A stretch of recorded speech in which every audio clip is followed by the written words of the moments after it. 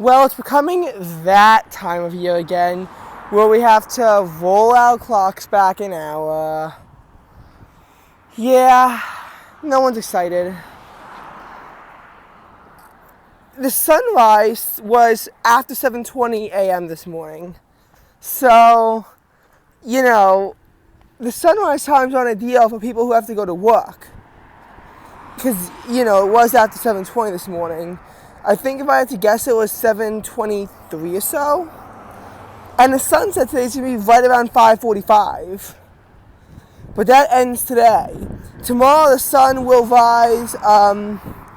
Actually, to be quite honest, it'll be rising at about 6:25 in the morning or so. But the sunset will be before 4:45.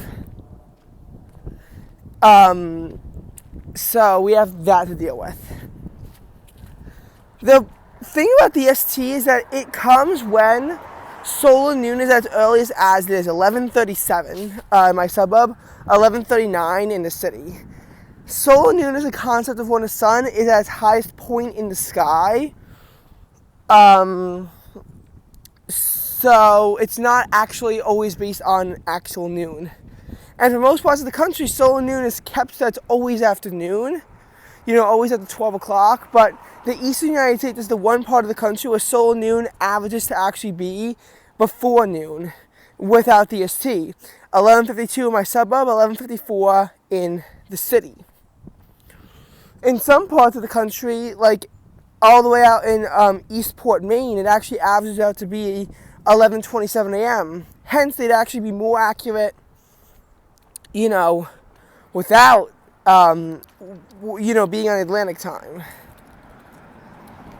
But alas, that is not the case, and we are stuck in Eastern, despite, being about a degree to a degree and a half east of where the center of the time zone lies. In most parts of the country, they move them ahead in the time zone. And we do get that bump due to DST, but, it's not what it could be. So, because the ST happens to coincide with solar noon at its earliest, you get pretty much the worst sunset time ever in that combination, but you also happen to get the best sunrise time. Because if the ST was fairly balanced to be at noon, you'd have the sun go up, at 6:54 and it would go down at 5:06. Because there's 10 hours and 12 minutes of daylight. But you already happen to have this mini DST end effect with solar noon that is 1 p.m. in the middle of August and then goes up to 12:37 p.m. by the start of November. DST then makes that problem a whole lot worse because you have that variation in it, and then the clocks get launched back an hour. So that's how you can get that ridiculously early sunrise time of, what is it? Now I calculate it 6:25, and that ridiculously early sunset time of practically 4:43. And I'm not sure those times are exactly accurate, but they're in that sort of general range.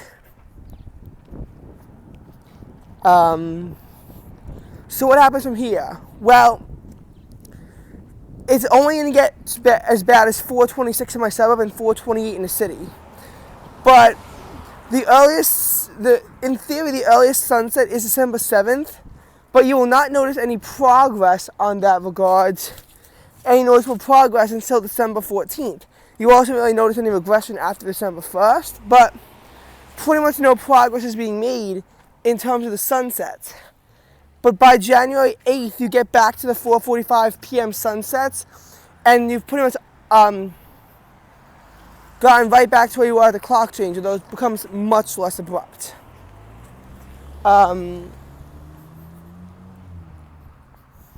But, in the case of the sunrises, they're going to get worse all the way until around January 4th.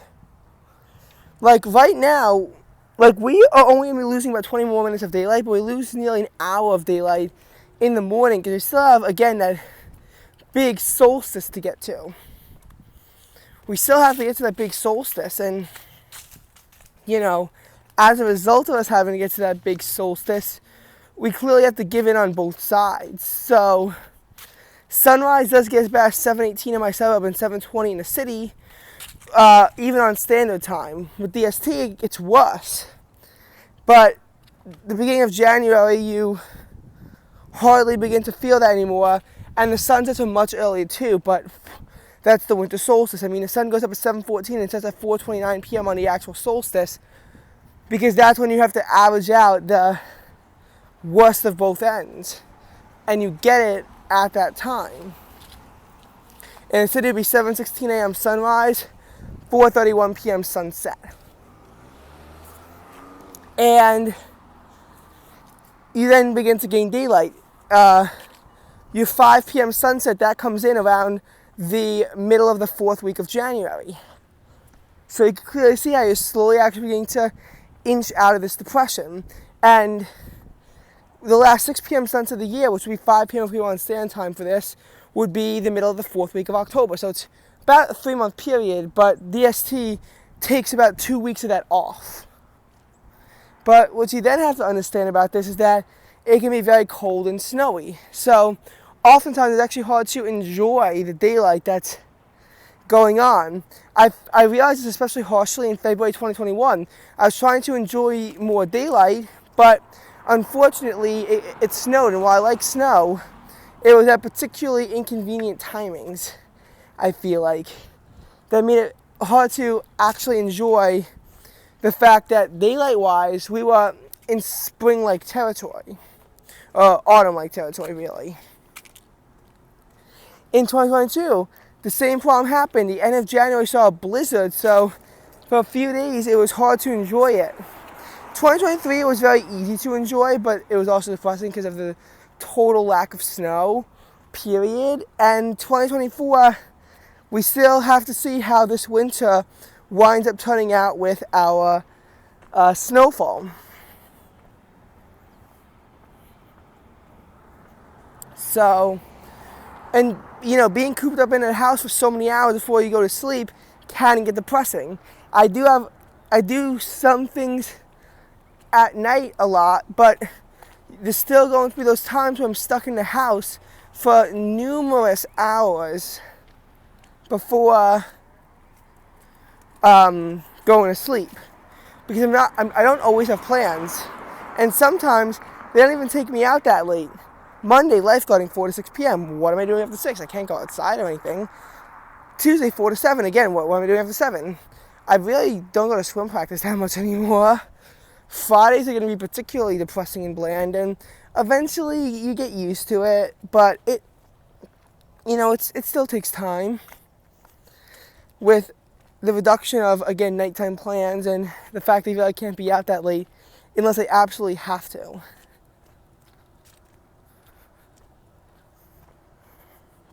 So, those are my thoughts on that. What my final thoughts are going to be is just how I feel like when the extra hour is given back to you, it's not as much of a gift as when the hour is taken away from you as a punishment in the afternoon. Because in the morning, it's actually pretty nice to have the sun go up early. I will say. But the thing with when it comes back is that, while it hasn't been the case in recent years, you could be in the middle of a full-on cold wave. You could have a big winter storm. Winter storms in early November are rare.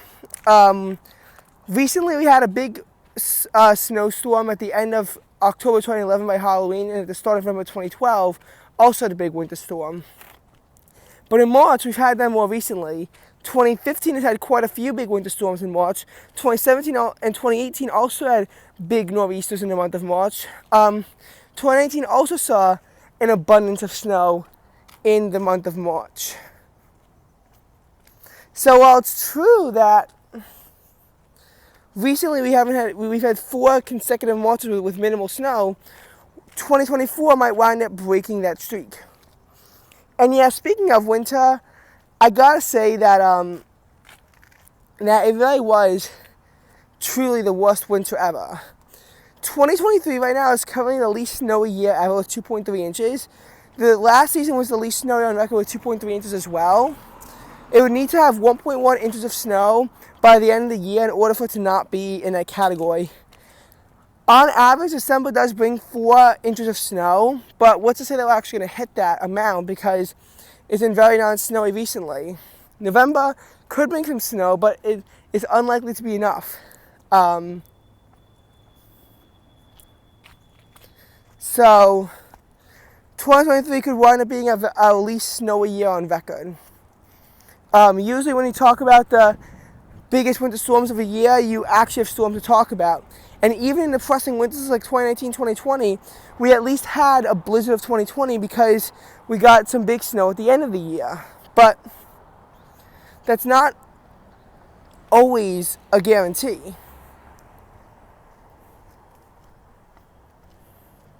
So that's all I have to say on those fronts. But we are heading into winter, so let's just hope that we can get more snowfall than what we had this winter. They are saying it's going to be a very warm winter, but that storm track could potentially help fuel nor'easters, to which we got I think exactly one last year. Last year we had one nor'easter and it couldn't even bring snow to the city because even though it had the temperatures for it, there was just too much daylight. And yes, if the temperatures had been lower, that would have helped as well. But yeah, DST is like over. So I'll stream the final late-ish sunset of the year, probably if I have time, which I might not. So we'll see how that goes.